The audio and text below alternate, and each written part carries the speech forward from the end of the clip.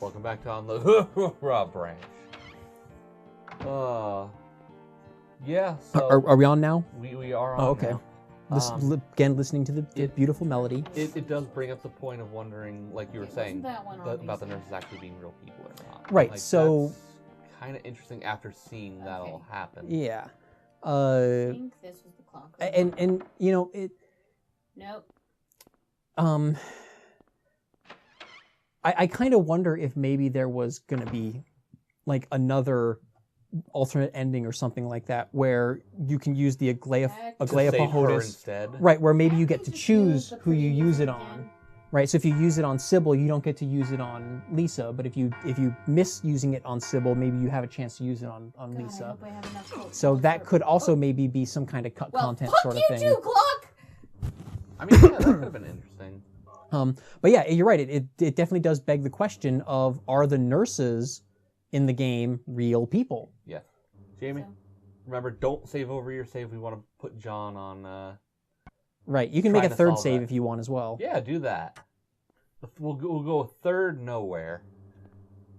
I'm going nowhere fast. Very fast. Did she actually get the thing that she needs to get out of the clock? Yeah, she got a key. Okay, good. A key that said H something. I didn't read. She it's like Hayleg or something like that. Haggis. Yeah. Isn't that a Scottish food dish made out of like lamb? I think you're thinking of haggis. Yeah. And I can hear you because it's there low is no volume noise right now, as a heads up. Yeah. So fans have speculated a few things with regard to Lisa. So the diary entry that we read, mentioned the drug. Like, so she was addicted to the drug. So whatever the heck drug Kaufman and the people I don't want to use are the elevator selling, Mm-hmm. She was addicted to it, right? So some think that what we just saw was like her dying of an overdose, and it could be that it's the parasite thing, got infected her too. One of the other possibilities is maybe the drug causes that parasite infection. This is something that I'm really kind of up in the air about, because this concept, the drug and the idea of parasitic infection is never, ever, ever, really, as far as I can recall, brought up again in the rest of the series. Where to go but there. So I don't know what the creator's intent was supposed to be here. Because we do kind of find out later that Lisa might not really have been real to begin with anyway, that she might be another projection of the nightmare. Yeah. So, if Lisa's not real, then the other nurses are certainly probably not real either. True. That would have been such a little bitch if there was a fourth floor on this. But clearly the parasitic takeover is like real, right? Because it happened to Sybil. And, Kaufman had his reserve of the red liquid stashed away because he didn't want it to happen to him. So, clearly that's, a concern to these people. Like the red liquid is the, quote, antidote to the drug. Right. Now, that doesn't necessarily mean that every monster in the game is a person, a resident of Silent Hill turned into a monster. An evil resident of Silent Hill, even? Yeah. Yes, exactly. It's hard to tell, because like I said, the later games never bring this stuff up again. The whole, as far as I can remember, the entire drug smuggling thing is just completely dropped after this game. I mean, it certainly would be interesting if they did readdress it. I mean, and maybe the original intent was that, the people are being, possessed by the demon because of this drug, and then maybe, for whatever reason, the developers decided to retcon that out. It's an analogy for weed. For the later games. The demons. Or maybe like the design changed during the course of making this game, but they left the enemies and stuff in because they'd already done the work, right? They didn't have the time or resources to change it all. Right. They were just like, well, I'll just leave it. Right. So maybe they de-emphasized the drug ring thing, which is why a lot of it now is in optional content. Like, you don't have to go into the police station. You don't have to go back in there and pick up that journal entry from Lisa. You don't have to do the motorcycle side quest, right? Everything about the drug ring is part of the optional side content. That just gives you the better endings. So, you know, maybe Team Silent's actual intent was to like kind of tone that down a little bit. Or, like I said, maybe, you know, maybe that was the intent all along, and then it just changed, you know, later on because the different people, you know, took over making the games within the company. I think that the person who wrote and directed this game, I think, left the company after making this game. So Silent Hill 2 and Silent Hill 3 are written and directed. Are written and directed by someone else who was on the development team for this game, but I think he was like a lower level writer or a programmer or something like that. Didn't necessarily have the same direction. Right. So maybe it's just a creative difference within the team, right? And that's one of the things. Like video games and movies are not like novels. They are not written by one person, right? So, you know, again, going back to the issue of whether or not Sybil dies, there's a quote, a Twitter post from Masahiro Ito, who is the creature designer for all of these games, where single one of them? For all of the first 3, I think. I don't remember if he was in for the 4th game. But anyway, he was asked on Twitter, like, whether or not Sybil dies. And he says, you know, if, you know, my memory is that Sybil is dead. Right? And, you know, a lot of fans were like, that settles it. Like, case that's one case closed. But it's like, you know, Masahiro Ito is obviously a very important person on the team, right? Like, I mean, the creature designs in Silent Hill are like second to none in the series, not just in this game. This game has kind of meh creatures, but in the later games, when you know they were able to step up the graphics. It gets really, creature design, environment design gets really good. Like, art direction is just phenomenal. So Masahiro Ito is a very important part of the game, obviously, and his opinions are important, but they're not necessarily authoritative. Right. Right. Masahiro Ito didn't write the game, didn't direct the game. He just designed parts of the game. Right. So, yeah. So what he thinks is important, and you know, any fan should, you know, you should always think about what the creator's intent is. But, you know, also the fact there are multiple creators. Oh my God! Right. There's so many hallways. There's so many very similar hallways, but there's multiple people who worked on the game, and each of those people might have different ideas of what the game was about, and stuff like that. And just because it's one person's vision of how this ended doesn't necessarily mean that that's right. Exactly. You know, the exact 100% canon. And not only that, but once the game gets out to any work of art, once it gets out to the public, there is a certain element of fan ownership, right? Like, there may be things that the fans like about a movie that are not the creator's intent. Camera. You know, and this is evident with Star Wars, right? I mean, you look at the things that George Lucas has done with Star Wars, and, you know, he's the creator, right? Like, it's his thing. Universe that he started. Right? Like, he should have the right to change it however he wants, right? But the problem is that we as fans don't have to accept that, because once that movie came out and we saw it, you know, we become a part of it as well. Yes, because then there's the fan universes, and, you know, right.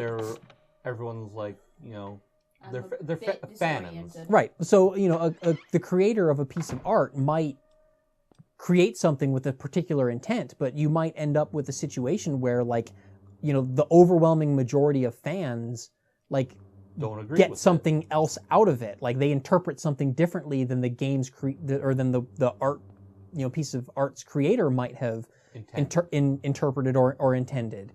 And, you know, that's, you know, just as legitimate. You know, like, now the screwdriver comes into play. What's actually in the game, right, is as important as what the creators might have wanted to put in the game.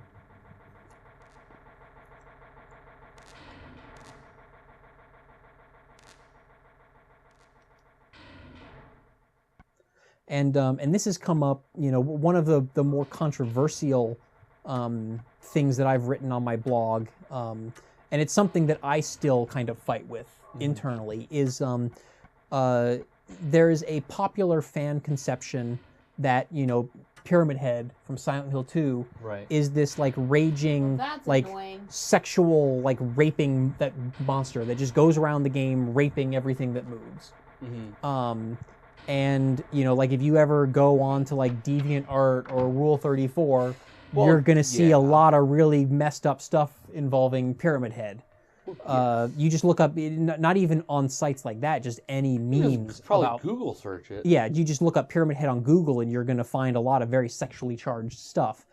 And you know, one of the very early things that I wrote on my blog was an article challenging the idea that Pyramid Head is a rapist. Because he's like a personal demon, though. Right, and the reason for that is because he represents, you know, Pyramid Head is a direct representation of James, who's the main character in Silent Hill 2, of his personal guilt and desire for punishment, right? And I don't see James as being a closet rapist. Man, I really, really wish So I don't feel that Pyramid Head being, you know, raping things is in line with what the creature is supposed to represent. And I'm not entirely convinced that the people who made the game were really clear on that either, because Masahiro Ito has, I think, also drawn a lot of artwork about Pyramid Head that is kind of sexually suggestive. And he and some other people made this this little short animated video thing between Silent Hill 2 and Silent Hill 3 called Fukuru, which is this weird, creepy little like music video sort of thing that really, really plays up the sexualization of Pyramid Head. And it's got other characters in it that are hypersexualized that also appear in Silent Hill 3. So Masahiro Ito and at least some other people in the Silent Hill development team really did, you know, think of Pyramid Head as being this very sexualized monster. But like, because the game is a collaborative process, like what Masahiro Ito might have designed the monster to be might not necessarily be the same as what the like writers and scenario designers ended up, you know, creating for it. Right. So maybe there was some point in the game where This was the case. in development where Pyramid Head was designed to be this monster that symbolizes sexual frustration, and as the game developed, that got toned down because all of the Pyramid Head raping stuff is very early in the game, like the first couple hours. And then after that, it is completely dropped for the remainder of the game. Except for like a few like minor little like Freudian kind of things, like impaling women with giant spears, you know, has a certain element of Freudian sexuality about it. So, like, it could be that the people within the team maybe disagreed about what this character is supposed to mean. Because, like I said, like, just based on what actually ended up in the game. Lost. 1 second. Jamie? I don't know if you realized, the elevator brings you between the floors, and you basically open the door that brought you back to the first floor, and you're back on the second floor now. I know, I realized that. Okay, just because you were saying you were a bit lost.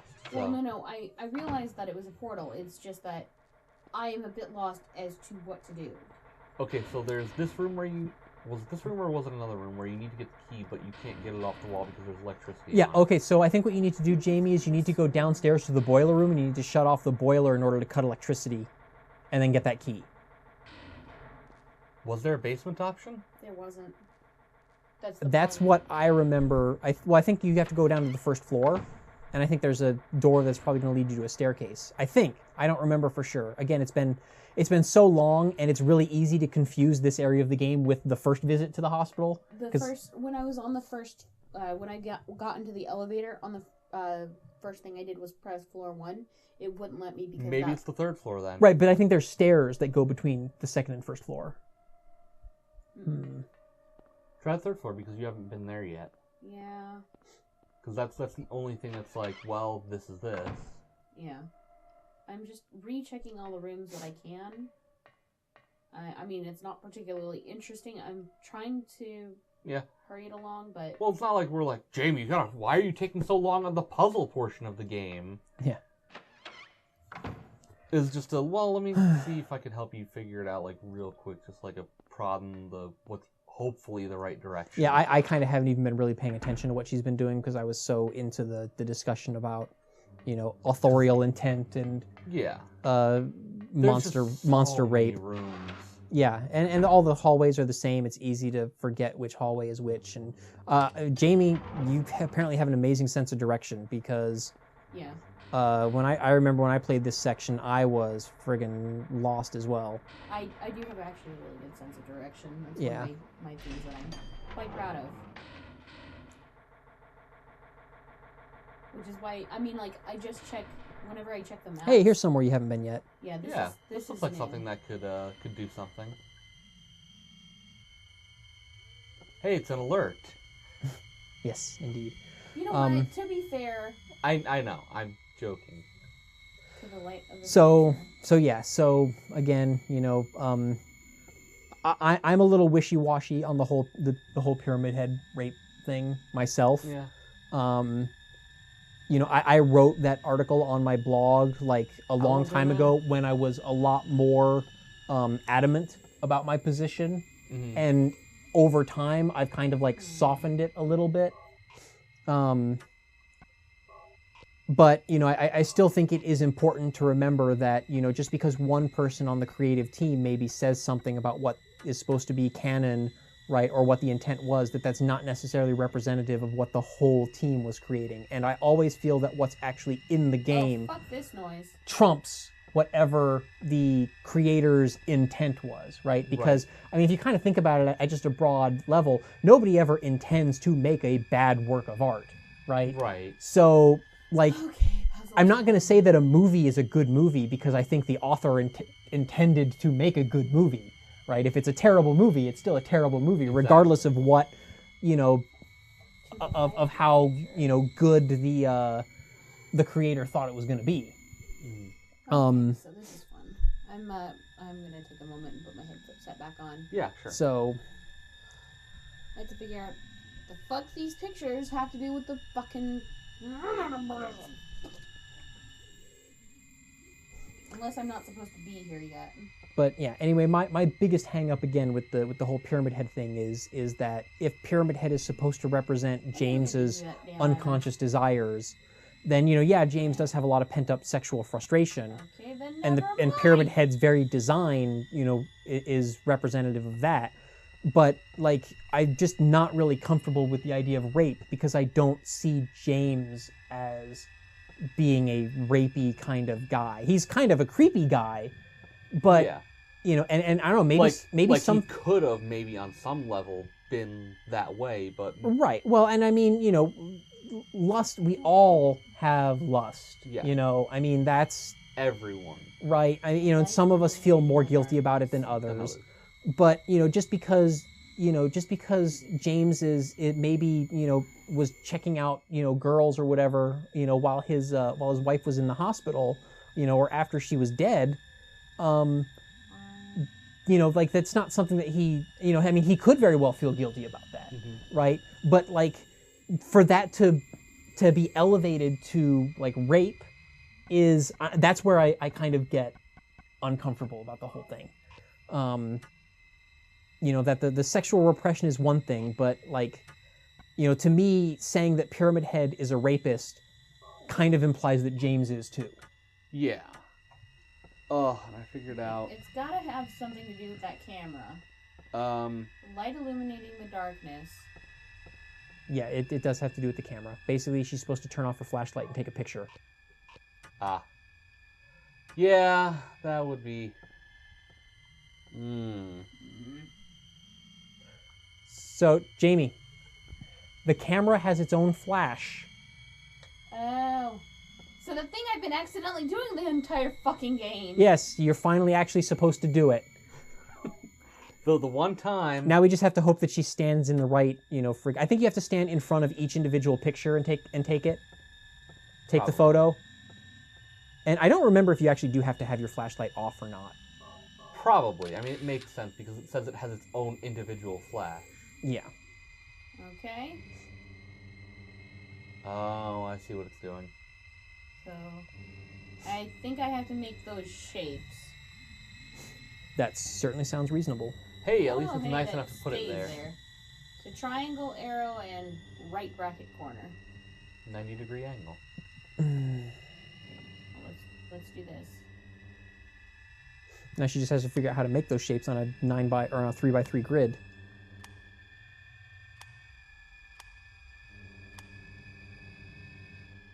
I mean... Oh god, and this mouse cursor is so terrible in the Silent Hill games. Yeah. I think I might have actually... I think you're good. Well, we'll find out. I don't remember what the bottom left one was supposed to be, though. I don't know what that bottom right one is. It was an arrow. Oh. Yay, Okay. I did it! Alright. I would have interpreted it the other way. Okay. And then As that's the one that you want. there's the other picture as well. You know what I mean? Yeah. But I would have gotten mad, throwing my controller at the floor, like, fuck this game. Plus sign. Down triangle. Okay. Table plus sign, down triangle. I mean, that's one way to interpret it. Hey, whatever works for her. Exactly. It's like, whatever you gotta do to remember it. But we all know the real solution to the puzzle is up, up, down, down, left, right, BA. BA, select start. Yes.